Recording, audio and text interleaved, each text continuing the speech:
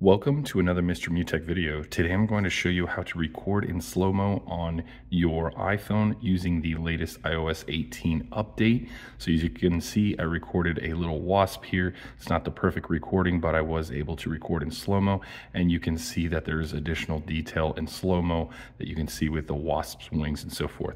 So I'm going to show you how you can do that today. So basically what you want to do is open your camera app, and once you open the camera app, you're going to see some options down here at the bottom.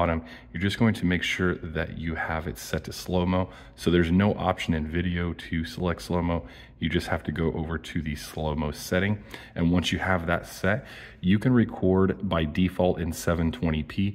But if you want to increase that to HD, which is 1080p, you just go ahead and tap that there and it will automatically change.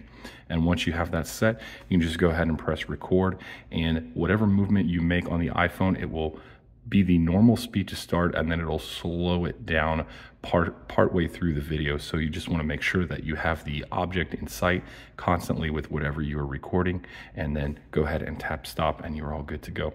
So hopefully this was helpful for you guys. If so, feel free to give me a thumbs up, and thank you so much for watching.